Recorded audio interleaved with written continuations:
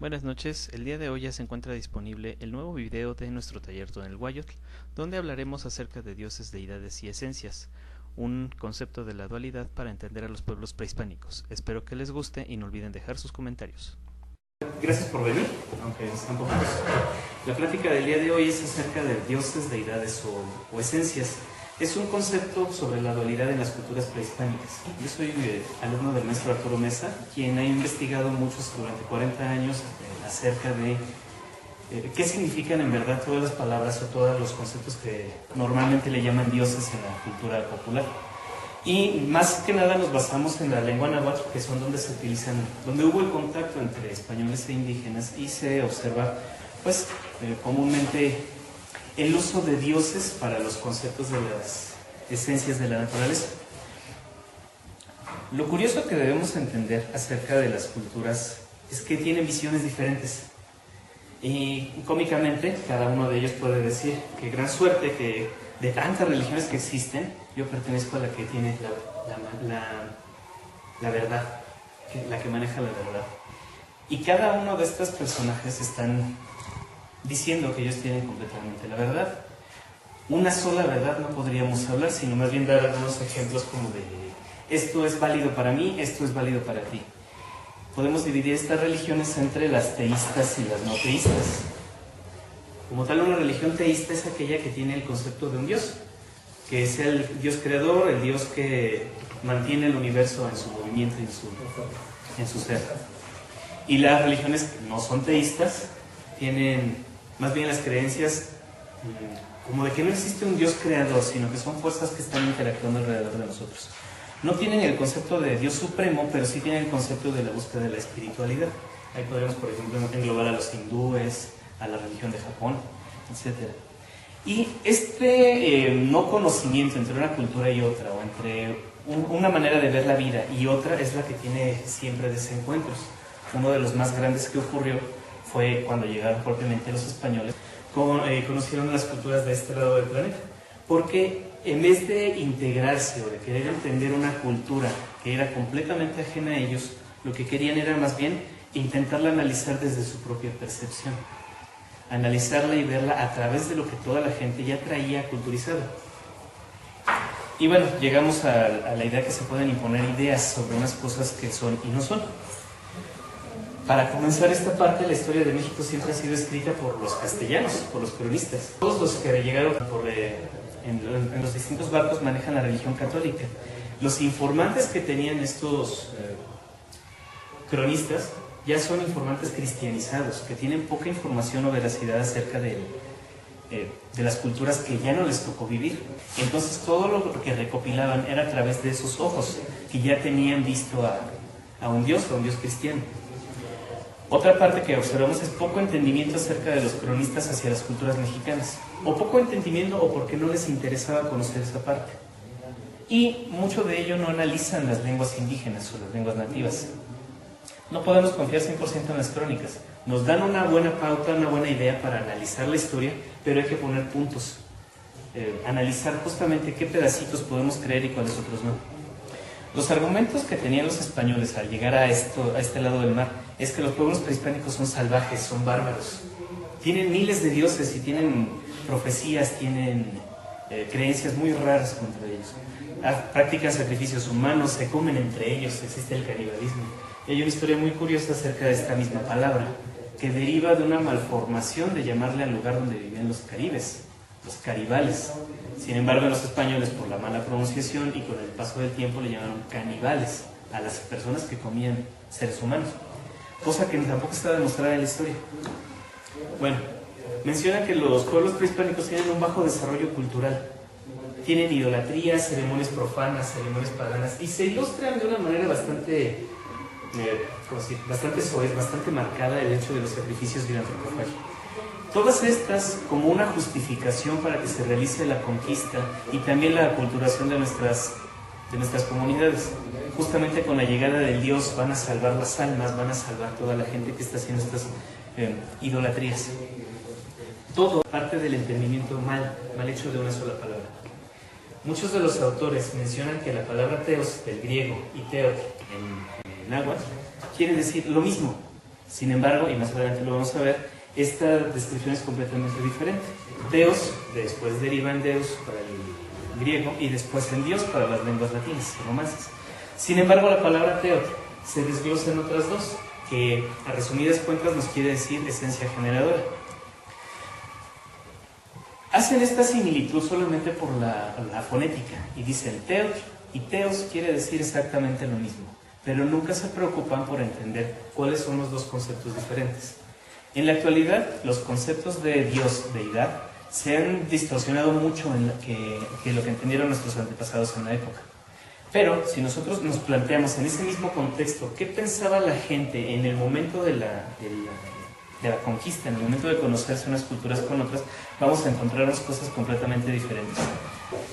Por principio de cuentas, a lo que se entendía en la antigüedad, porque ahora el concepto ha evolucionado un poco, es el de Dios, que es el nombre que se le da a una persona, a un ser supremo, omnipotente, generalmente representado como una persona, y que en las religiones deístas es aquel que crea el universo o lo mantiene con cierto equilibrio.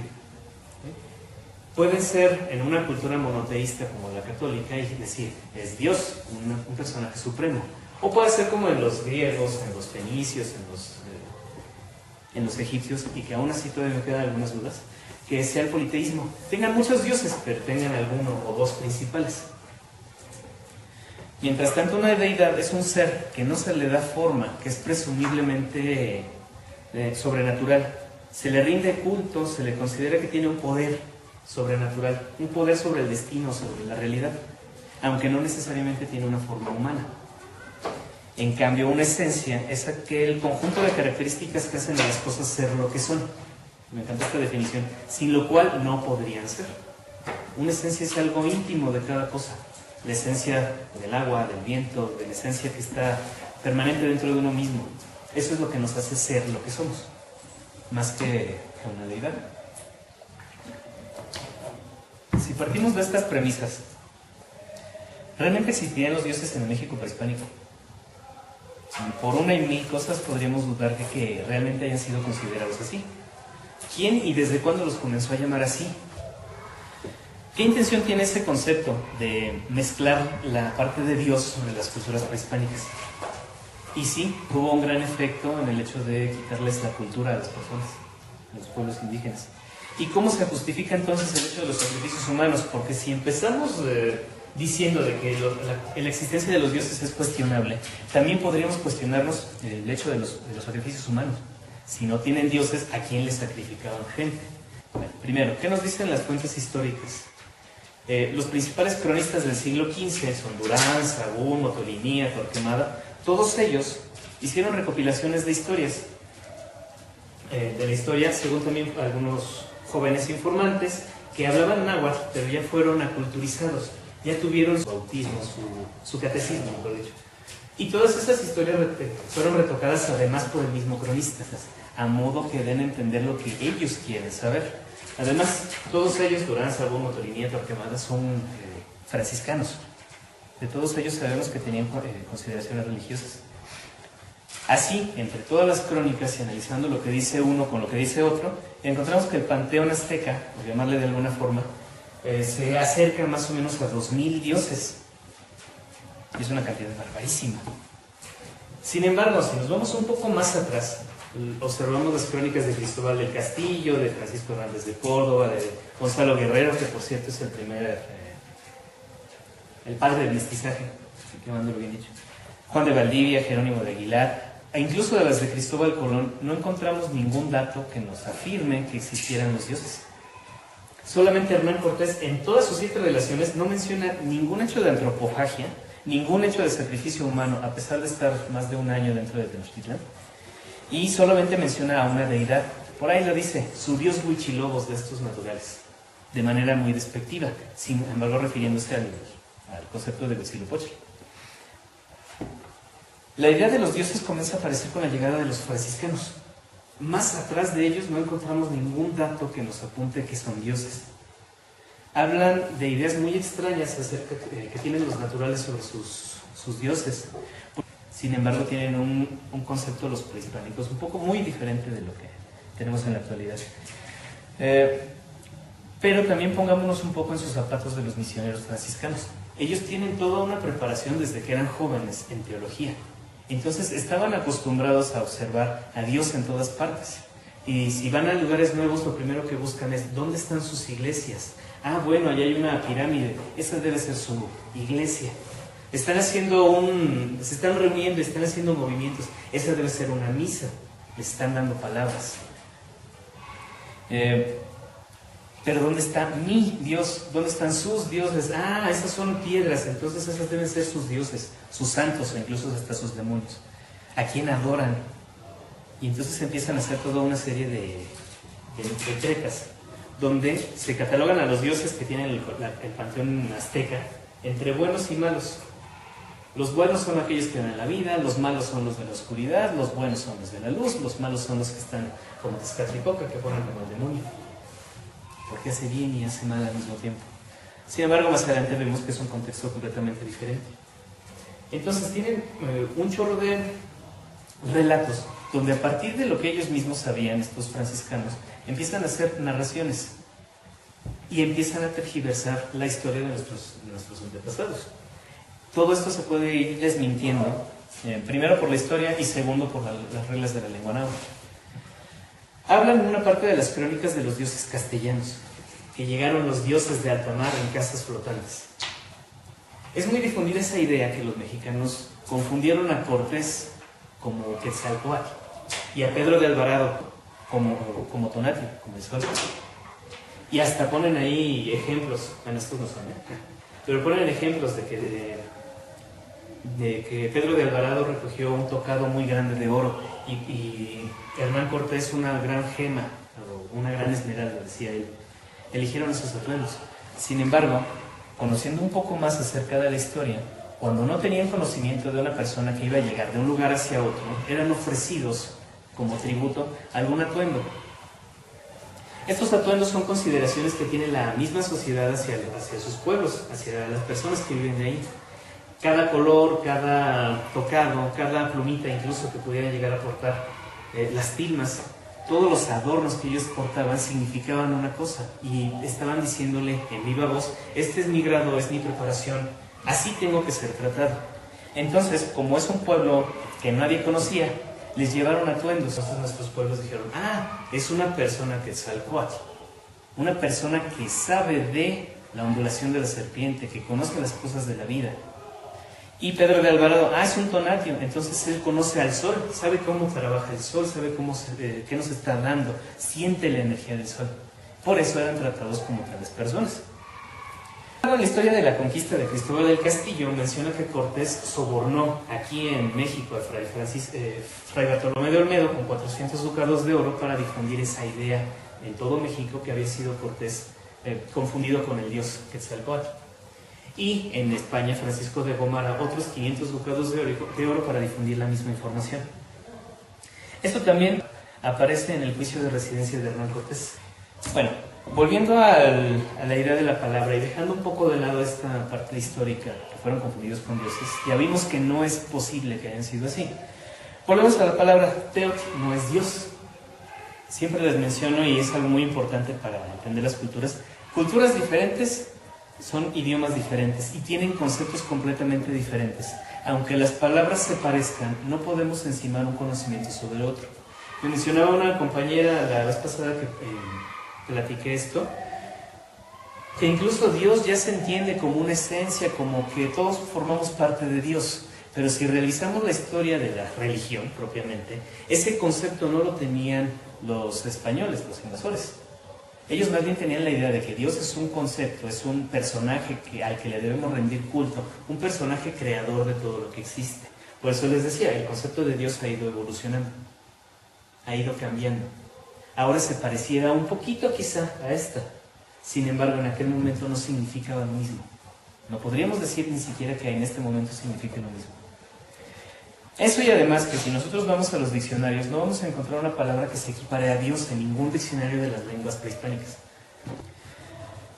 En ninguna crónica vamos a encontrar una palabra que quiera decir Dios. Bueno, si Teotl no significa Dios, entonces ¿qué quiere decir? Sobre todo siguiendo las reglas de la lengua náhuatl podemos encontrar unos cambios muy interesantes. Primero, Teot lo podemos separar por sus sílabas en dos palabras, tet y yot. Teot puede significar piedra o dureza, tet, pero también al mismo tiempo puede significar huevo, con el larga. Con el corta, tet significa algo duro, es una piedra, tet, lo que está tirado con piedritas. Pero tet quiere decir huevo. A lo mejor no estamos tan acostumbrados a escuchar esa diferencia de longitud de las palabras. Pero es lo que nos ayuda mucho a entender conceptos que se parecen incluso. Tet es un huevo, pero para nuestros antepasados el huevo no nada más es algo que se come, sino algo que está resguardando, que tiene el misterio de la vida. Ahorita retomamos esa parte. Yot es la esencia o la energía. Lo que decíamos hace rato, las cosas que hacen ser a un objeto lo que es. Por ejemplo, al rayo le dicen tonameyot o tonamiyot. Yot, la esencia, mit, de flecha, tona, que lleva calor, que cae como una flecha de calor, de fuerza, tonameyot. Ahí me desaboró el nome, no me den caso ahorita. Entonces podemos simplemente, con las reglas de la lengua náhuatl, la terminación tet, le quito tl, la pego con yot y me queda yot. Pero la e, al ser larga, y la i, como y, al ser una vocal débil, la e se comió la i y me queda teot, como una palabra larga, teot. Si nosotros ya juntamos esa parte, nos queda la esencia de algo que genera, de algo que da vida, de un principio que tiene ahí la esencia de algo, la fuerza. Nos queda completamente diferente a la concepción de un Dios. A todas las palabras que encontramos realmente en la lengua náhuatl, sin inclusiones del español, le llamamos las esencias que están generando algo. En vez de dioses, son esencias. Hay una piedra en el Museo de Jalapa que ustedes pueden visitar y que está en medio de alguna exposición, son de personas que lo han llevado ahí. Tenemos a una persona adentro de un huevo. Y siempre se preguntan, pero bueno, ¿por qué hay una persona en el huevo? Si leemos la placa nos dice que los indígenas de Jalapa dicen, tienen la creencia de que el hombre nació de un huevo. Sin embargo, nos cuenta el maestro que alguna vez estuvieron ahí y que llegaron unas personas de los pueblos, de ahí mismo, que hacen donaciones al museo de distintas piezas y tienen acceso libre. Entonces llegan y se quedan fascinados por la piedra y todos se van y se acercan a ella. Y el guardia le dice, bueno, ¿y esta piedra qué tiene? ¿Qué no ves? De ahí venimos todos. Y yo se cae. No, pues no entiendo. Y sí, venimos algo así como dentro de un huevo. No nada más como del huevo de una gallina, ahí está muy marcado la similitud. Sin embargo, todo se reproduce a partir de una pequeñita esencia, una celulita, un huevo de hormiga, un huevo de araña, un huevo de lo que sea. Dentro de las plantas existen los ovarios y dentro de esos ovarios están los ovulitos. Y óvulo en latín quiere decir huevo pequeño. Todo está adentro de un pequeño ovulito, de un huevito que nos está generando la vida. Por eso mismo dicen los de las culturas indígenas, sobre todo allá en Veracruz, todos provenimos de un huevo. En el huevo está el misterio de la vida. Justamente por eso entonces decimos, Teot es el principio de la esencia que genera, de la esencia generadora. Principios que generan algo. Esto nos está dando el origen a un nuevo ser, una nueva vida. Históricamente, la máxima deidad de los mexicas es Ometeotl. Y es una palabra que justamente tiene esta terminación, Teotl. Lo mencionan como la máxima deidad, la deidad de la dualidad. El dios dual o el dios de la dualidad. Y su origen lo podemos encontrar en una historia de Sagún, que dice que en el principio nada existía, solamente era el Omeyocan, en lugar de la dualidad. Aquí nos está dando un concepto, en lugar de la dualidad. En ellos vivían Omecíhuatl y Ometecocli, el señor y la señora de la dualidad. Solamente como como la pareja creadora. Entre ellos, inundando el Omeyocan, estaba la esencia del Omeyotl, la esencia de la dualidad. Estos Omecíhuatl y Ometecocli fueron juntados, fueron unidos por la fuerza de Omeyotl, la energía dual. Y de la misma forma que el varón, que se llama Ojixtli, y Cihuatl, que es la mujer, se unen formando el Senyelistli, que es la familia, entendiendo en ese momento el poder del Omeyotl. Todos estos nombres, si nosotros los vamos a desglosar de uno por uno, todos tienen la palabra Ome. Ome es el número 2 como una dualidad. Omeyotl es la esencia o la fuerza de la dualidad, la esencia dual. Y de repente nos encontramos, bueno, pues, ¿y dónde se encuentra eso? Bueno, rodeándonos en todo momento. Vamos a verlo. Omeyocan. Can es un lugar mítico, un lugar antiguo, un lugar del que quizá no se tenga memoria, pero sabemos que existió. El lugar donde se encuentra la esencia dual, la esencia de la dualidad. Omecihuatl y Ometecutli, el hombre de la dualidad y la mujer de la dualidad. Están como dos mitades de un nudo, que al fin y al cabo se van a terminar uniendo. Dos partes, una femenina y una masculina. Uno genera el nudo del Keshkemit, otro es el nudo del Mashlat, la otra mitad, que al unirse están formando la esencia de Ometeotl. O sea, este dios llamado Ometeotl está formado de dos partículas o dos cosas llamadas Omecihuatl y Ometecutli. A esto lo conocemos como el principio generador de la dualidad, y justamente está formado de dos personas, o bueno, dos fuerzas o dos esencias. Ese lugar o ese punto en donde se cruzan es justamente Ometeotl. El lugar, la esencia que está juntando a dos partículas opuestas, a dos fuerzas opuestas, pero que al mismo tiempo se complementan. ¿Sí? Entonces, una se llama Omecihuatl y otro se llama Ometecutli. Lo curioso de todas estas... es que ya no lo apunté. Lo curioso de todas estas es que nos pregunta el maestro, ¿dónde se encuentra el Omeyocan? Si ya analizamos esa historia, no solo como historia, sino como alguna realidad escrita. ¿Qué significa Omeyocan? El lugar donde se encuentra la esencia dual, o la esencia de la dualidad. El Omeyotl, que es el Omeyotl, la esencia de la dualidad. ¿Quién es Omecihuatl y Ometecutli? Dos fuerzas opuestas que se superponen para formar el Omeyotl, el Ometeotl. ¿Y dónde se encuentra todo esto? Simplemente entendiendo que nosotros vivimos en el Omeyocan. El Omeyocan es donde se encuentra la esencia dual. En todo el universo donde vivimos se encuentra esa esencia que hace que las cosas se acerquen y se complementen. Y nos decía mi maestro, nosotros vivimos en el centro y la mitad de las cosas, de todo lo que exista, de una lámpara, de un perro, de un gato, de una persona, la mitad pertenece a una mujer y la otra mitad pertenece a un hombre. Sin embargo, se unen y forman una sola cosa. Es justamente nosotros lo que heredamos de nuestros padres y vamos a heredar a nuestros hijos. La mitad de mis genes y la mitad de los genes de mi pareja. Y vamos a heredar justamente esa dualidad. Mi mitad, su mitad, y vamos a formar un ser completamente nuevo. Que en todo ello está unido el Ometeotl. Incluso podríamos hablar de equivalencias, como en la química. El elemento más chiquito que existe es el hidrógeno, y tiene un neutrón que está ahí en medio y un electrón dando vueltas alrededor, en igualdad de carga. No tiene más de uno ni más de otro, sino simplemente están en uno con otro. Es tan chiquito el concepto de Ometeotl que no lo podemos observar, y es tan grande que nos inunda a todos. Justamente por eso en ningún lado vamos a encontrar una definición, una imagen o una piedra que nos esté hablando de la dualidad de Ometeotl, porque existe en todos lados, forma parte de todo, no tengo cómo representarlo. Si acaso, y a lo mejor como un nudito del cinturón o del mecate, ahí podríamos hablar de una dualidad, la unión de dos fuerzas que se están oponiendo. Ometeotl se divide en distintas dualidades, o sea, es como una dualidad de dualidades, dependiendo de la forma en que vayan actuando. La primera de ellas, de arriba hacia abajo, Ometeotl es todo lo que existe. Pero lo podemos dividir en dos y lo vamos a encontrar en las crónicas, como Tonacasíhuatl y Tonacatecutli.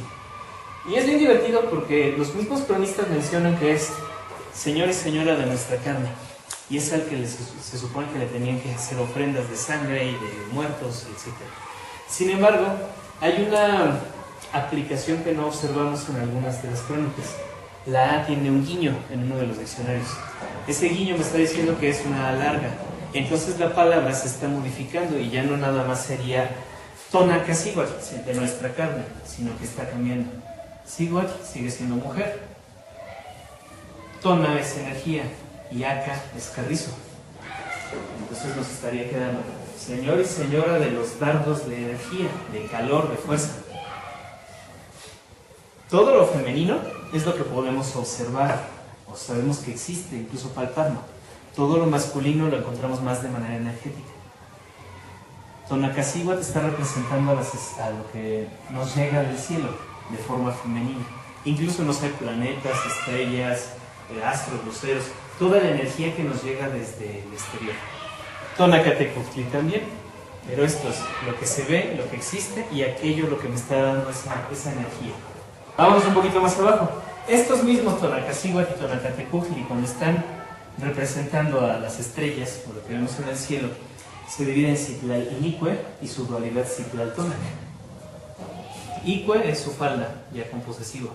Citlali, de estrellas, su falda de estrellas. Es el mismo cielo estrellado que estamos viendo todos los días, sobre todo por la noche. Justamente eso, una falda con hoyitos donde estamos viendo distintos puntos de energía, de luz, de calor.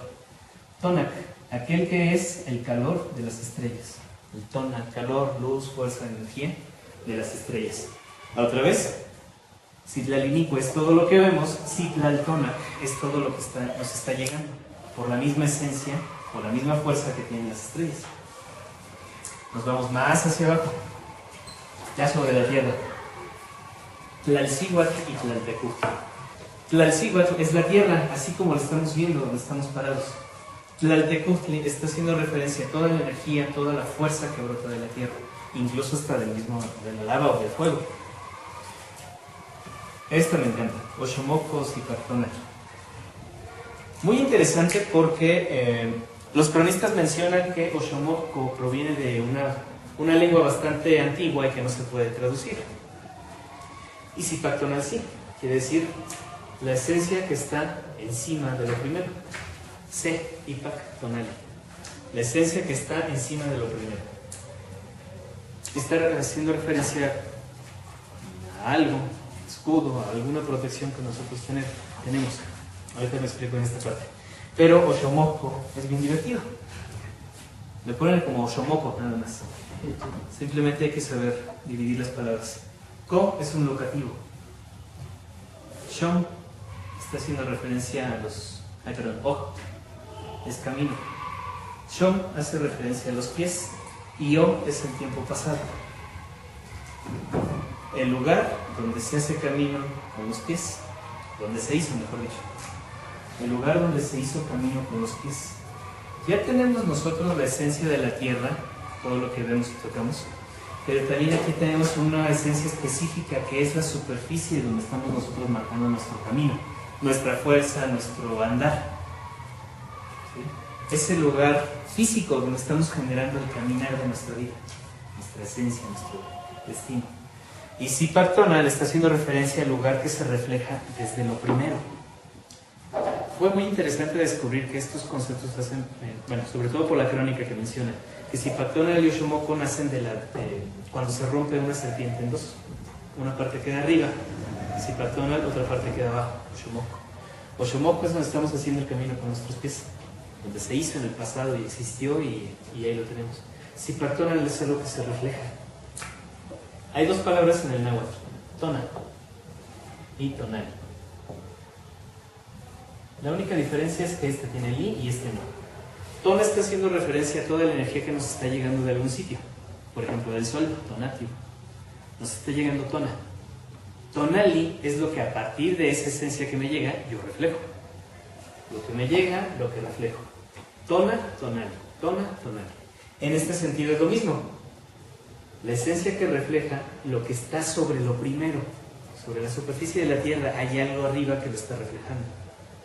Es una capa, una piel de víbora, muy finita, que no alcanzamos a ver, que nos está protegiendo de cosas negativas, de cosas malas que nos están llegando. Y no como un efecto metafísico, sino más bien uno real. Nos llegan rayos cósmicos, radiación ultravioleta, el biomagnetismo del Sol, el electromagnetismo del Sol. Todo eso nos está llegando y se refleja en las capas más exteriores de la Tierra.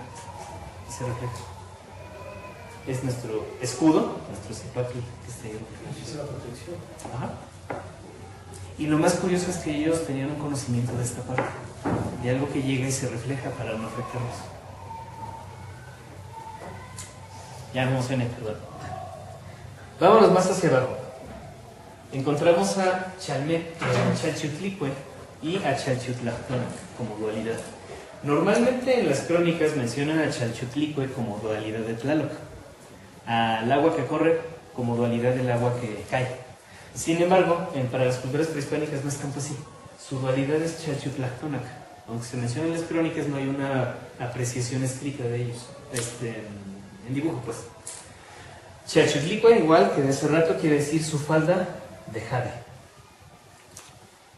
haciendo referencia a toda el agua que está vistiendo a nuestra tierra como una falda de jade, como algo bonito. Y de ella se va a reflejar la energía, lo que es la energía que refleja el jade, el agua. Una parte es todo lo que existe, los colores, lo bonito que se ve la tierra, cómo nos va nutriendo, cómo forma sus arroyos, sus lagos. La otra es aquello que nos está diciendo el agua, el reflejo que tiene de la energía que nos llega de eso. Agua caliente, agua fría, el agua que tiene algún efecto sobre nosotros. Es la dualidad. Y por último, Mictlantecíhuatl y Mictlantecutli. Incluso encontramos aquí como Mictecacíhuatl, igual. Mencionan al Mictlán como el infierno.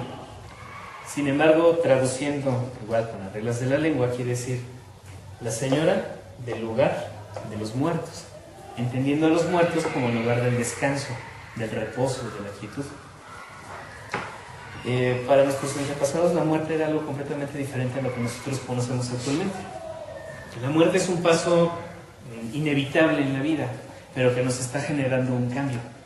Todo lo que llega, muere, renace de otra forma. Incluso hasta dormir, morir y renacer. Me muero al rato que llegue a mi cama y mañana renazco renovado de fuerza, renovado de energía. Eso es lo que nos está dando el ejemplo de Mictlantecíhuatl y Mictlantecutli. Es la transformación que nosotros vemos en la parte interna de la tierra, donde nos muramos, y la transformación que tenemos en la parte simbólica, en la parte energética. Simplemente son dualidades que se van a ir desglosando. Bueno, volviendo otra vez al concepto de Ometeo. Esta dualidad, la dualidad primigenia, que se llama Ometeo, se desdobla en todas estas dualidades que acabamos de ver. Pero una de las más importantes, y que también mencionan que es una deidad, es el Tloquenahuac. Nos coloca a nosotros como seres y a todo lo que existe en nuestro justo lugar y a nuestra debida distancia. Tloquenahuac es una dualidad desde su propio origen. Son dos palabras que están formando un difracismo y que me están diciendo dos cosas completamente distintas. Por un lado implica la dualidad de todo el concepto de Tezcatlipoca, que es todo lo oscuro, todo lo oculto, y por otra parte de lo de Quetzalcóatl, todo lo que se ve, la luminosidad, la vida. Adelante mencionamos estas partes. Mencionan que en todos los planetas, las galaxias, cada cosa y cada esfera, cada persona, lo que sea que se encuentre, estamos separados y estamos unidos al mismo tiempo por dos fuerzas, una que nos atrae y otra que nos refleja. Tloquenahuac en las crónicas lo refieren como el dueño del cerca y el dueño del junto. Y así lo vamos a encontrar, incluso don Miguel León Portilla tiene un desglose muy interesante de la palabra. Sin embargo, volviendo a las reglas de la lengua náhuatl, nos encontramos que Tloquenahuac no quiere decir dueño. Tloc, la palabra Tloc o Tlac, desglosada, quiere decir junto a. Notlac junto a mí, Motlac junto a ti, Itlac junto a él. Es la conjugación del verbo. Nahua es cerca o rodeado de. Cerca de mí, cerca de ti, cerca de cualquier otra persona. Nahua, rodeado de, por ejemplo, Náhuac, rodeado de agua, o cerca del agua. Para ser el posesivo, dueño de lo que está cerca o dueño de lo que está junto, Tloc funciona como posesivo. Nahua ya no funciona la palabra Nahua Decir dueño del cerca sería Nahua Nahuae. Como posesivo no es correcto, sino que más lógico sería, si partimos de la regla de que un adjetivo deriva de la terminación que, ki o k, como en el caso de Cuauhtémoc. El que desciende, temo, como águila. La que tiene coyoles en la frente, en el perito. la que porta coyolitos. El que está ofrendando, el que ofrenda. Entonces, en vez de ser posesivos, como adjetivos quedan de una manera más correcta. En vez de ser tloque y nahuae, serían tloque, aquello que es junto, y nahuaque, aquello que es cerca. Tloque y nahuaque, lo que es cerca y lo que es junto. Nos explicaba el maestro que algunas de esas disertaciones tuvieron en su época de estudiante, allá en Milpalta, con un señor don Paulito. En Xochimilco, perdón. Allá en Xochimilco. Y que les decía que si realmente querían entender qué era el concepto de tloque nahuaque, que fueran allá a la calle y a que amarraran una piedra. Tú pasas esa piedra, pues se la amarran. Ahora dale vueltas. Eso es tloque nahuaque. Y que el señor se fue así bien quitado de la pena, dejando todos así de aquí.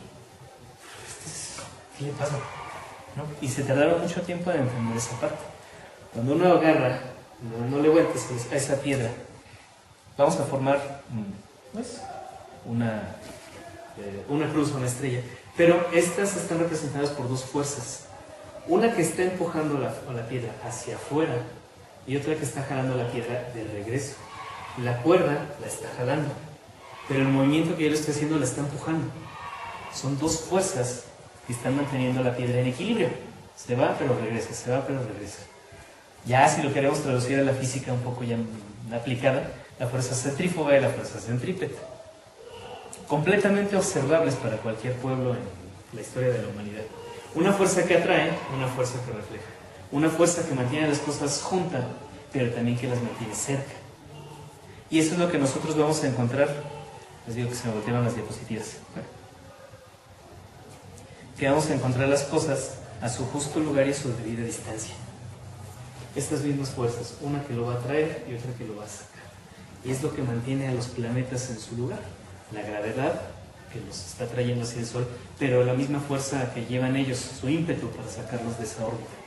La luna que no se nos va, aunque se va y regresa, están bajo ese concepto del tloque nahuaque. Tloque nahuaque es entonces aquello que mantiene sus cosas en su debido lugar y a su justa distancia. Que si nos regresamos a la historia de Ometeotl, dice que de la unión de Omecíhuatl y Ometecuptli nacieron 4 hijos. Uno de color oscuro, otro de color rojo, Xipe, Tlatlauqui. Otro de color azul, aunque está muy clarito, Huitzilopochtli, y otro de color blanco, que es el Coatl. Estos actúan en su justo lugar y a su debida distancia, dándonos todo lo que tenemos a nuestros alrededor. Podemos hablar de esos puntos, incluso hasta una gama de colores, considerando verde el centro, y vamos a encontrar todas las combinaciones posibles de colores. Vamos a hablar ahora de estos 4 hijos de Omecíhuatl y Ometecuptli, de los 4 Tezcatlipoca. El primero de ellos es el Tezcatlipoca oscuro, Yayauqui Tezcatlipoca. Mencionan en las crónicas que es un dios, el más terrible de todos, el oscuro, el que está en la mente de cualquier persona, el que puede darles favores o facilitarles enfermedades a cualquier otra persona, que ve y conoce realmente sus secretos, que los ve con sus propios ojos. Y lo encontramos como también uno de los seres más antiguos, porque si nosotros representamos a Tezcatlipoca como el humo que sale del espejo, aquí, está en la era más antigua de la piedra de los soles. Entonces nos está haciendo referencia a algo que existió hace muchísimo tiempo y que el ser humano no alcanza a percibir. Sin embargo, lo tenemos representado aquí. Ahí esto sí está muy chiquito. Es la era o el periodo de tiempo que tiene más antiguamente registrado el ser humano, como algo que existió o que ya pasó, pero no necesariamente como algo que tenga conciencia el ser humano. Solo sabe que existió, pero no sabe qué pasó en esa parte. Esa era, le llaman la de Ocelotonactio, que es aquella que está allá, y también está representado como el Yayauqui Tezcatlipoca, el personaje oscuro. Dicen que se pierde en la negrura de los tiempos. Y realmente se pierde en la negrura porque este humo del espejo, si nosotros queremos hacer memoria de lo que hice yo en la mañana y cierro mis ojos y empiezo a pensar, digo, bueno, salí de mi casa, me fui al trabajo, desayuné un poquito, fui y vine, hice cosas. Pero no lo estoy recordando volviéndolo a hacer, sino me veo como en una tercera persona, como si lo estuviera viendo en una pantalla. Y tampoco lo veo como fue, con los mismos colores. sino que lo estoy viendo a través de un humo, algo que me está distorsionando lo que fue. Es un recuerdo, es el humo de mi espejo. Aquí el lugar donde yo estoy haciendo contacto con lo que ya pasó. Entonces a Tezcatlipoca, oscuro, se le está reconociendo como cosas que tenemos más bien dentro de nosotros mismos, que podemos desarrollar. Y si no me creen, todos los desgloses, o algunos de ellos que tiene Tezcatlipoca, son ellos, algunos de ellos, son muchísimos. Podemos desglosar a Tezcatlipoca en un montón de partes, de pedacitos, pero estos son como que los más representativos. Uno de ellos quiere decir Ticlacagua, algo que todos tenemos dentro. Sí, realmente tenemos esa propiedad de poder observar lo que pasó, nuestros recuerdos, nuestra memoria. Un personaje muy importante y que casi siempre aparece en las crónicas tapándose los ojitos es Xixquimili, el que tiene los ojos vendados, haciendo referencia a la capacidad que tenemos de ver las cosas de percibir las cosas sin observarlas con los ojos. Son muy interesantes esos conceptos. En el Códice Borgia hay toda una línea donde existen 4 Tezcatlipoca en diferentes páginas, pero varios de ellos tienen tapados los ojos, incluso personas que tienen tapados los ojos, haciendo referencia a que no necesito los ojos para poder observar o percibir mi entorno. Otro concepto de Tezcatlipoca se llama Yautl, que es el enemigo. Muchos traducen a Yautl como el guerrero, y sí tiene que ver, pero más bien es el enemigo. Es una característica que tiene el ser humano de poder observar los errores de otra persona. Es algo que no se ve, que no puedo percibir, tocar, sino simplemente se entiende, se puede encontrar. Puedo coger un libro y encontrar un error ortográfico, pero es esa capacidad de poder encontrar errores en los planes de otras personas. Es una característica muy interesante porque me puede servir tanto para hacer un bien, para encontrar los errores y decir vamos a corregirlos de tal o cual forma, o para encontrar los errores y echarle la culpa o destrozar ese plan. En ese caso podemos encontrar ya al que sigue, Nekok Yautl, el que es enemigo de ambas partes. Si de por sí Yautl es un poder como un arma de doble filo, Nekok Yautl es otra peor. Es la capacidad que tiene el ser humano de poder hacer enemistades en cualquier lugar. Encontrar errorcitos, pequeñas cosas que hagan que una persona de este lado se ponga en desacuerdo con esta otra. Y a la vez de poderlas calmar, de poder encontrar esos errores o esos aciertos para poder empalmar estas características. Y todo esto lo podemos encontrar en distintos códices. El siguiente, que también representan vestido similar a Tezcatlipoca que está ahí arriba, se llama Tepeyolojtli, que es el corazón del monte, o de los montes, de los cerros. Normalmente lo representan como un ocelotito sentado en un cerro, o como una persona que tiene barba, que tiene aspecto de ocelote también, polito. Está haciendo referencia a todo lo que está guardado dentro de los cerros que no alcanzamos a ver, pero que se puede percibir. Toda la energía que brota de las cuevas, los ríos subterráneos, los minerales que tiene una montaña. Todo eso le dan una conformación a un cerro que nosotros no podemos ver, no podemos sentir, pero se percibe desde la superficie. Y en una persona hace pues una gran fuerza interna que habría que aprender a manejar. La siguiente es Chalchutotolin. Esta está muy interesante porque es una de las pruebas que tenían que superar distintas personas para alcanzar un grado, que era permanecer en ayuno por lo menos 4 días, 4 noches, dentro de una cueva, conociéndose a sí mismos. El problema entre la religión cristiana y los pueblos prehispánicos es que uno de los principales problemas es que entre los prehispánicos ellos entendían muy bien el concepto de lo que es oscuro, de aquello que no podemos observar, pero que nos hace ver otras cosas. Sin embargo, a los vecinos del otro lado del mar, lo oscuro era malvado, lo oscuro es del diablo, lo oscuro es malo. Y eso puede deberse mucho a las privaciones que veían los cronistas, los religiosos. Si uno va ocultando dentro de sí mismo todo lo que le dicen que es malo, que no te acerques, que no veas, que todo es malo, vas generando toda una masa que no se observa, pero que está ahí. Y que cuando cierras los ojos, cuando apagas la luz, se traduce en demonios que te alcanzan a ver. Porque cuando todo está oscuro, no alcanzo a ver absolutamente nada. Más bien me quedo yo solito, yo mismo. Y me voy a reflejar, me voy a conocer a mí mismo. Y es una de las pruebas que debían pasar. Cometer un guajolotito convertirlo en un ave que realmente tenga un orgullo bien fundado, y no nada más como un guajolote que se infla, sino más bien que está pequeñito y entendible. Es el guajolotito de Hare, toda una serie de pruebas para convertirnos realmente en un ego bien hecho y no un ego exaltado. Ostohteotl tiene muy parecida el concepto hacia Tepeyoloctli, el corazón del monte. Ostohteotl es toda la esencia que brota desde las cuevas. En las cuevas se hacían, e incluso probablemente todavía se hagan de manera muy escondida, distintas pruebas para reconocernos como somos, para enfrentarme a mí mismo y entenderlo. Por eso les decía, todo lo que nos está bloqueando, lo que nos dicen que es malo, se va acumulando en una masa que solamente puedo ver cuando todo está oscuro. Por eso dicen que a la gente se les aparecen los demonios en la oscuridad. Porque son cosas que vienen de mi mente, que se proyectan cuando no puedo ver nada, cuando realmente tengo que percibir lo que tengo en mi entorno. Todo eso también se genera dentro de las cavernas. Si algún día tienen una oportunidad de meterse, aunque sea una cuevita, van a sentir que es una cosa completamente diferente. Una sigue muy curiosa que se llama Ixpapalotl, quiere decir mariposa de obsidianas. La obsidiana es una piedra que utilizaban muy en la antigüedad con distintos usos, para cortar, para abrir, para dar energía. Es una piedra bastante interesante. Primero tiene uno de los mejores filos que se pueden encontrar, incluso hasta más que el láser, muy precisa. Como concepto también puede cortar muchas cosas, pueden llegar al origen de las cosas. Y en general la Ixpapalotl se hace referencia a la mariposa de color negro que nos visita durante las noches, una mariposota enorme. Hace referencia a Ixpapalotl porque cuando aletea deja caer pequeñas escamitas que parecieran el brillo de la obsidiana. También es un grado de conocimiento de personas que tienen una gran proyección mental, que incluso pueden confundir a sus oponentes o pueden hacerles creer otras cosas a la gente. Caso como el de la mulata de Córdoba, una mujer bastante singular, muy apreciada por todo el mundo, pero que fue encarcelada y enjuiciada. Y decir, bueno, pues la vamos a matar.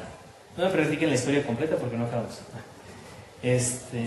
Lo más interesante de la historia, si van a San Juan de Ulúa y les platican, esta es la celda donde estuvo la mulata de Córdoba. Y es una celda horrible, un poco más pequeño que esto, pero oscuro, húmedo y frío.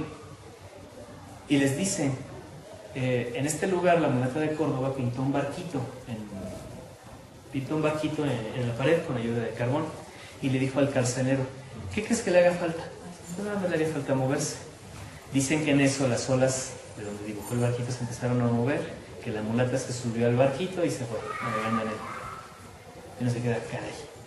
Y el carcelero también, que jamás lo volvieron a ver. Ahí lo que no se sabe es si realmente se subió al barquito y se fue navegando, o eso le hizo creer al carcelero para que se metiera a la celda y pudiera escaparse. Es un poder de persuasión que tiene una persona. Y que actualmente, si se dan cuenta, es algo que nos dicen, es del diablo, no hay que hacerlo, es malo. Bueno, seguimos. Otro concepto es Itztlacoliuhqui. En invierno, lo más frío del invierno es cuando se observa este concepto. Itztlacoliuhqui es algo curvo de obsidiana, algo que nosotros podemos percibir a simple vista. Cómo nos va cortando el frío intenso del invierno, que nos hace hacernos chiquititos, irnos para el centro de mí mismo, recogernos. Y en ese momento conocernos a lo mismo. Si lo traducimos a una persona, son gente que se va hasta lo más íntimo de su propio ser para conocerse, para poder encontrar fuerza o para poder encontrar algo que tiene ahí inmerso. Otra, que también deriva de lo mismo, es Ixcuinan, la madre que toma. Cuya es el verbo tomar, nan de madre, Ish, el rostro, la madre que toma por el rostro. En las crónicas aparece, por ejemplo, cuando son derrotados los españoles, en la que le llaman la noche triste, la noche victoriosa o la noche de la corretiza. Cuando los corren de Tenochtitlan, se van toda la orilla del lago, más hacia el centro, hasta llegar a Tlaxcala otra vez. Y ahí, sin que las mujeres supieran su propia lengua, sabían qué necesitaban y los curaban. Les daban masaje, los sobaban, les daban alguna piedra, comida, algo que necesitaran, sin siquiera hablar su propia lengua. Es la capacidad de entenderse mente a mente, ser a ser, alma a alma, no sé. Pero que puedan conocer a las personas y saber sus necesidades y poderlas aliviar. Uno más, Chalmecatecutli. el señor de los Chalma. Como tal, Chalma no tiene una traducción, sino simplemente quiere decir lugar de oraciones, de cuevas. Para que un lugar sea considerado Chalma, tiene que haber dos características: ser una cueva y que dentro de esa cueva corra agua, fría sobre todo. Un Chalma o un Chalmecatecutli es una persona que le despiertan todos los sentidos a partir de ciertas disciplinas dentro de las cuevas y de sumergirse en agua fría. Nos mencionan que dentro de nuestra piel tenemos un chorro de sensores que muchas veces tenemos dormidos y que por ciertas disciplinas tienen que despertarse. Todas esas son las pruebas que tenían que pasar los Chalmecatecutli. Otro es el Nahualpili, el hijo de los nahuales, es lo que querría decir literalmente. Pero Nahuali quiere decir lo disimulado, como un poquito derivado de la lengua. Lo que es disimulado, lo que es misterioso. Aquellas personas que aprenden a disimular lo que son. Puede ser tanto físicamente como a partir del pensamiento. Me hago el sonso, no sé. De una manera muy sencilla. O ya las personas que tienen algunas capacidades bastante diferentes, pero que lo disimulan muy bien. Personas que disimulan muy bien ese conocimiento que tienen y que verdaderamente pueden desarrollar.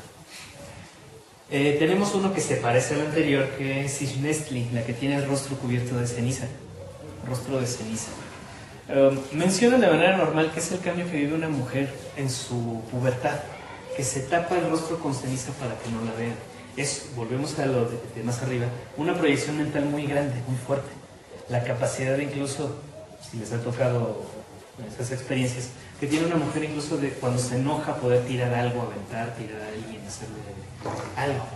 Normalmente cuando ocurre eso llaman que es una posesión demoníaca y normalmente los mandan a exorcismos y terminan como el de Emily Rose o como el del exorcista. Pero, bueno, ya hablando de casos muy extremos, ¿no? Pero es una capacidad normal que tienen sobre todo las mujeres de poder expresar esos cambios que vienen a partir de su ser o de su cuerpo. En los hombres es mucho más apagado, pero también se puede dar.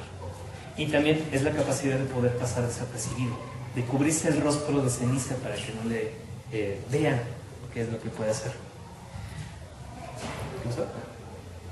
Otro concepto es Metzli, la luna. Metzli puede tener varios nombres, la luna. Puede ser Texisteca, puede ser Coyolxauhqui, puede ser Metzli. Está haciendo referencia a Metzli como un espejo de repente que está muy iluminado y de repente muy oscuro, donde podemos reflejar y que nos hace viajar al interior de nuestra mente. Si no, simplemente pónganlo a prueba. ¿Qué pasa cuando hay luna llena? ¿Qué pasa cuando hay luna nueva? ¿Qué características se están desarrollando en un punto y en otro? La luna nos altera la percepción, altera todos los líquidos que hay sobre la Tierra. Entonces, al haber una luna llena, ahora sí, el agua se me sube al coco. ¿Qué tanto puedo hacer? ¿Qué tantas habilidades se me despiertan cuando la luna está llena? Igual cuando está baja. No la vemos en la noche, más bien se verían unas rajitas durante el día. ¿Qué está alterando? ¿Qué podemos observar con la luna?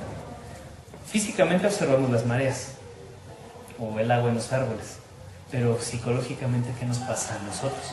Eso se queda de tarea, pero eso lo pueden observar claramente con el sentido de la luna. Ese punto donde el espejo se oculta y vuelve a salir hace referencia a Tezcatlipoca como una luna. Y uno de los últimos, aunque no necesariamente, es Moquequeloa, el que siempre se burla. Mencionan que es la capacidad de tomarse las cosas a la ligera, de reírse de todo lo que hay alrededor. Es una característica bonita, que siempre se burlan de todo. Y puede aplicarse de varios sentidos, que se burlan de una manera sarcástica o que se burlan para aligerar las cosas y tomarlas poco menos agresivas o poco menos en serio. Existen varios, Motetequi, Moquequeloa, Motetequi, Monenequi, Moquequeloa. Son distintos grados que incluso se observan en los gobernantes mexicas. Bueno, todo lo de Tezcatlipoca, así como lo desglosamos aquí, tiene que ver con la mentalidad del ser humano. Y son disciplinas que llevan a conocerse a uno desde hasta el mero interior. No son disciplinas que puedan llevar todos, pero si se dan cuenta es algo que se va más hacia lo interno, más hacia lo oculto, lo que no podemos ver.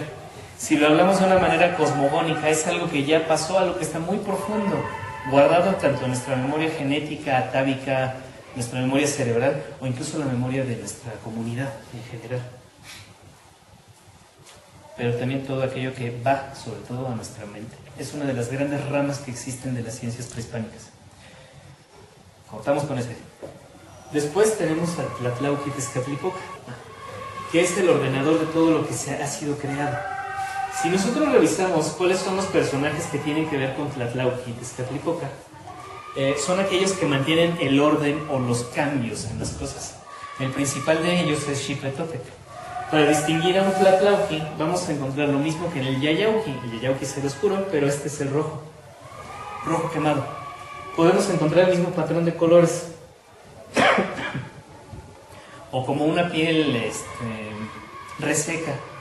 ¿Sale? Es el que mantiene el orden cíclico o la congruencia en las cosas. Las 4 derivaciones de este Tlatlauqui son estas de aquí: Mixcoatl, Xipetotec, Iztapaltotec y Camastli.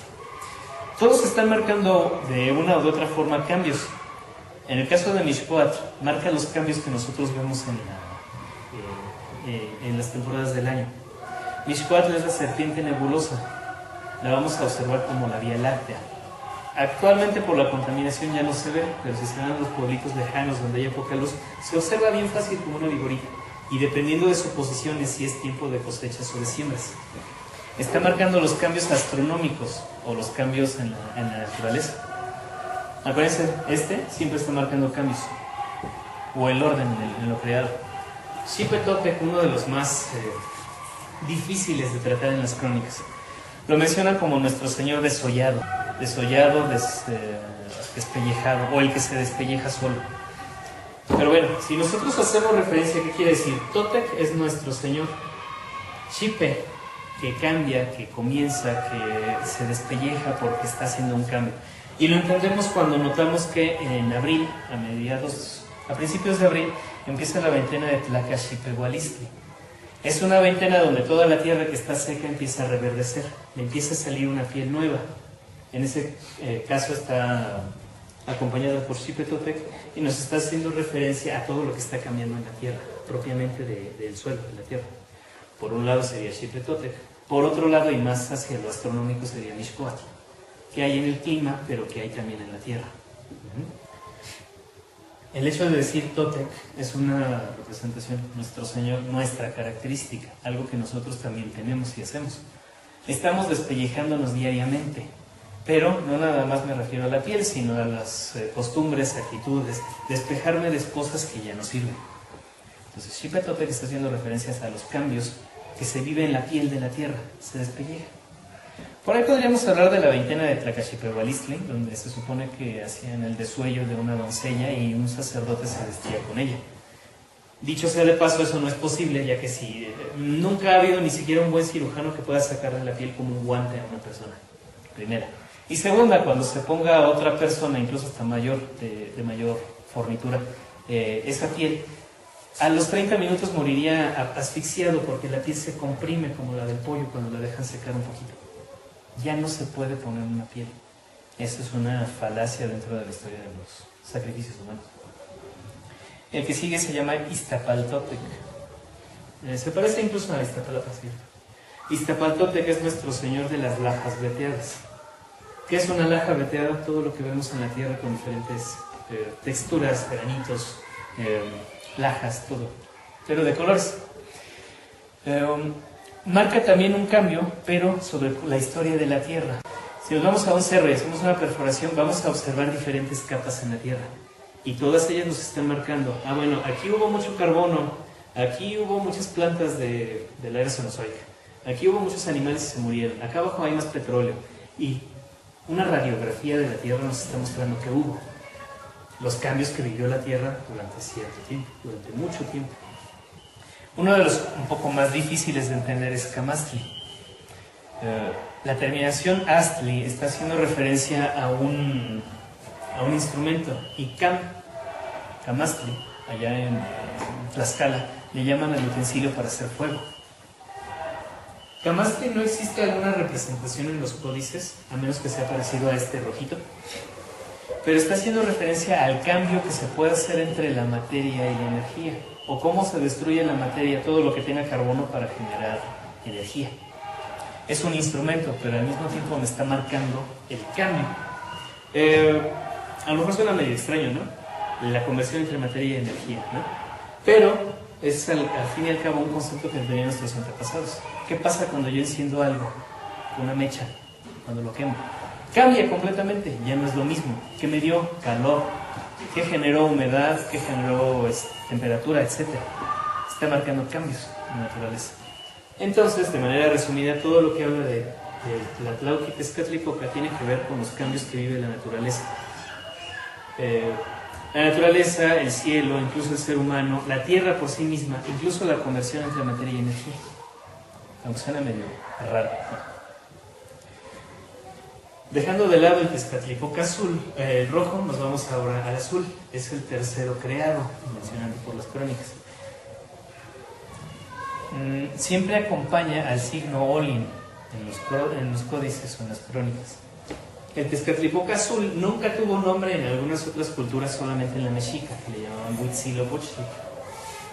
Y de manera normal o general nos está marcando los cambios que el movimiento, la activación de las cosas que nos están rodeando. Texauquitezcatlipoca, es el color azul, Texauqui. En un nivel humano nos está hablando de Huitzilopochtli, el colibrí del lado izquierdo. Se representa a la fuerza de voluntad, a la capacidad de decisión, y vemos las características o a un personaje muy vestido como los Tezcatlipoca, igual con sus 3 rayitas pero de color azul, agarrado de una serpiente, de un bastón de una serpiente. El contexto es súper grande también, pero nuestros antepasados tenían como deidad principal a esta esencia del Huitzilopochtli, el movimiento, pero también es el movimiento del sol. Huitzilopochtli es la representación del sol que vemos cuando amanece. El sol más chiquito, como un colibrí, pero que nace con toda la fuerza. En la crónica, Huitzilopochtli es un personaje del que queda embarazada Coatlicue. Coatlicue se embaraza con una pluma de jade que pone en su vientre. Se queda embarazada de Huitzilopochtli y Coyolxauhqui, al saber que está embarazada, quiere vengar la afrenta de su madre y matar al producto que trae en su vientre, el producto de Coatlicue. En eso nace Huitzilopochtli. Ya me acordé del videito ese. Nace Huitzilopochtli del vientre de Coatlicue y con su lanza descuartiza a Coyolxauhqui y mata a sus 400 hermanos. Es una historia muy sangrienta, que siempre la repite don Miguel León Portilla. Pero jamás analizamos el concepto que lleva si tomamos en cuenta que Coatlicue son la falda de la tierra, Coyolxauhqui es la luna y Huitzilopochtli es el sol naciente. Chiquitito, que apenas lo alcanzamos a ver, con una luz que apenas ilumina, pero que con esa fuerza, con esta serpiente, con esa voluntad, mata a sus hermanos. No los mata, los elimina del cielo, no se ven, los borra del firmamento. Y a la luna la va cortando poquito a poquito, la descuartiza, más bien la desaparece. ¿Fue tuyo? Lo descuartiza. Entonces, esta actitud de tener esa fuerza de voluntad, que a pesar de ser un pequeño colibrí, poder borrar todo el firmamento, es lo que está representando en este concepto. Además, Huitzilopochtli, el colibrí del lado izquierdo, se le hace referencia al sol porque siempre nace por el oriente, pero siempre se carga de su lado izquierdo y se oculta de nuevo. Veanlo ahorita, que sí, ya pasa un poquito hacia el norte, pero siempre sale muy al norte, se inclina a la izquierda, se inclina a su izquierda, se inclina a su izquierda. Por eso es el colibrí del lado izquierdo, siempre está impulsado hacia ese lado. Esta viborita también representa una planta medicinal muy fuerte, de la que se puede obtener el ácido lisérgico, el LSD, que es el ololiuqui. No todas las personas tenían la capacidad de soportar la fuerza de esa planta, pero por unos estudios se ha demostrado que el ololiuqui, el LSD, refuerza o activa las mismas neuronas que el LSD, el sol por la mañana. El LSD es lo mismo que el sol por la mañana y nos ayuda con la voluntad de acción de fase de decisión, la toma de decisiones. Por eso todos esos conceptos están haciendo referencia al sol y los cambios que se observan por él, todos los cambios y todos los movimientos. Entonces ese es el colibrí izquierdo. Todos estos Tezcatlipoca que ya vimos, el oscuro, el rojo y el azul, están generando todo lo que existe. Si hablamos nosotros como el Tezcatlipoca, aquello que existió pero no tengo conciencia de ello. todo lo que existe, todo lo que va cambiando y todo el movimiento que va teniendo las cosas, el orden, todos ellos son parte del Tezcatlipoca. Pero uno que se llama Tezcatlipoca Moyocoyani. Moyocoyani quiere decir aquel que se inventa a sí mismo, mo como reflexivo, yocoya como inventar, ni el que hace. El que se inventa a sí mismo, Tezcatlipoca. ¿Qué quiere decir? Por sí solitas las cosas, el tiempo, el espacio, la materia, el movimiento, el orden de las cosas, todo eso existe de manera normal, por sí solito. El que por sí mismo es. Sin embargo, a partir de la conversión o la conjunción de estos tres, a partir de la conjunción de estos tres, surge el Tezcatlipoca blanco. Iztac Tezcatlipoca, que es Teyocoyani, el que inventa a los seres o el que inventa a las personas. Por conceptos como estos de aquí, Moyocoyani, Teyocoyani e Ipalnemohuani, mencionan que aquí podemos encontrar a Dios Padre, Dios Hijo y Dios Espíritu Santo, porque es el que inventa a los seres. Pero más bien son todas las esencias de las que estamos formados, que nos están generando la vida y que además la están mantienen esa vida. El Iztac Tezcatlipoca se conoce como Quetzalcóatl y también es un Teyocoyani. ¿A qué se refiere esto? A partir de la conjunción de los tres anteriores, del tiempo, del espacio, de la materia, la energía y el movimiento, se genera en algún momento que el ser humano tampoco tiene conocimiento, la chispa que mantiene esto vivo. Quetzalcóatl normalmente lo traducen como el dios bueno de la cultura azteca y lo dicen como serpiente emplumada, porque dice, se me olvidó el nombre, ¿Torquemada? Es el que dice, creo, que Quetzali quiere decir pluma rica. Sin embargo, Quetzali, si nosotros lo revisamos en diferentes conceptos como el Xochiquetzali, no va a ser una flor emplumada, una pluma de flores. Xochiquetzali quiere decir lo bello, la hermosura, lo bonito de las flores. Sin embargo, Quetzalcóatl, serpiente, Quetzali, hermoso. Quetzalcóatl es la serpiente hermosa. Y no como una viborita, aunque así lo puedan representar en Teotihuacán o en distintos lados. En general, esa serpiente hermosa está haciendo referencia a todas las ondulaciones que se ven en la tierra, nuestros caminos, nuestros pasos, lo que brota de la tierra, el calor, los ríos, los lagos, todo lo que se mueve de forma ondulante y que interviene para formar la vida. Si nosotros vemos qué funciones tiene Quetzalcóatl, para los seres vivos, es aquel que genera la vida de los hombres. Junto con el Tezcatlipoca oscuro, recuperan los huesos de Mictlantecutli y de ahí nacimos los seres humanos, como una misión, como una creación. Sin embargo, nosotros podemos hablar de muchas cosas, de todo lo que estuvo formado antes y de esos huesos o esos restos que se tienen, de tener esa conciencia, además todas las esencias que forman a la vida y nos van a formar a todas las cosas que están formando la vida. Por eso Quetzalcóatl, como la serpiente hermosa, es ese preciso instante en que la materia cambia para formar las cosas que son vivas. Por eso le mencionan que es como el que está inventando a los seres vivos. Quetzalcóatl es el Teyocoyani. Bueno, entonces todos estos de atrás están generando el Moyocoyani, pero Tezcatlipoca, todos los Tezcatlipocas en conjunto son lo que se inventa por sí solo, lo que por sí solito existe, el tiempo, el espacio, la materia, la energía, el movimiento, el acomodo de las cosas, y Teyocoyani, todas las condiciones que se reúnen para formar la vida. Todo eso es aquello por lo que vivimos. Ipalnemohuani, normalmente lo traducen como el Dios. Es aquel de quien somos esclavos, aquel por quien vivimos. Pero vamos a traducir a qué se refiere.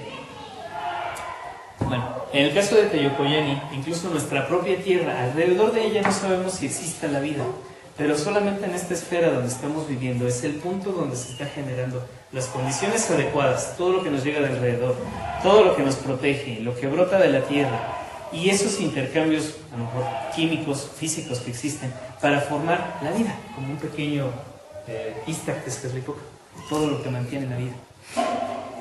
Entonces decíamos, estos dos son aquello por lo que vivimos. En náhuatl, Aquello por lo que se vive, por lo que vivimos, es Ipanemuani.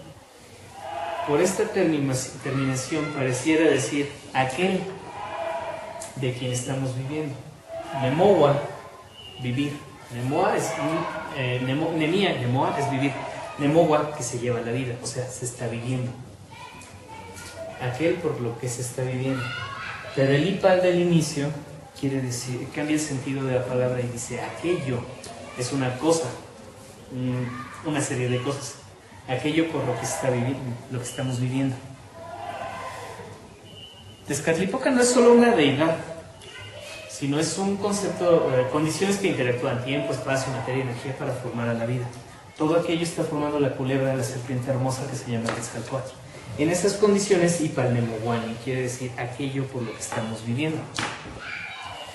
En las crónicas, les digo, lo traducen como aquel de quien somos esclavos. Primero, la palabra esclavo no existe en la lengua náhuatl. Tendría otro simbolismo, otro significado, y luego lo podemos observar. El ser, el verbo no aparece aquí, en esta palabra. Ser es yes, y no está. Ye. Y el yes, no está. Entonces no puede aplicar esa traducción, sino aquello por lo que estamos viviendo, por lo que vivimos. ¿Sí? Entonces con estas, o meteor, como el desglose de todas aquellas fuerzas, energías de las que hemos estado hablando, es el que se está inventando a sí mismo, todo lo que existe. El que está inventando a los seres, la lluvia, el sol, las plantas, todo lo que están originando la vida. Lo que nahuaque, aquellas fuerzas que están manteniendo a los seres en su justa distancia y en su debido lugar. E Ipalnemohuani, todas aquellas fuerzas por las que estamos viviendo. Entonces, si recapitulamos un poco, todas las deidades que están mencionando dentro de las culturas prehispánicas, ya no mencioné más por cierto, todas tienen algunas de ellas tienen la terminación teot y algunas otras no la tienen. Sin embargo, teot nos está diciendo la esencia que está generando ¿qué? La dualidad, o el sol, o nuestro sustento, etc. Todos los que llaman deidades en las culturas prehispánicas no lo son, sino son representaciones de la naturaleza. Simplemente hablando de estos grandes Tezcatlipocas, observamos que tienen que ver con nuestros cambios, el movimiento de las cosas, cómo cambian los astros a partir de nuestra atmósfera, lo que nos está protegiendo, donde estamos pisando. Todas estas son fuerzas a partir de donde estamos viviendo y no deidades a las que se les rinde culto.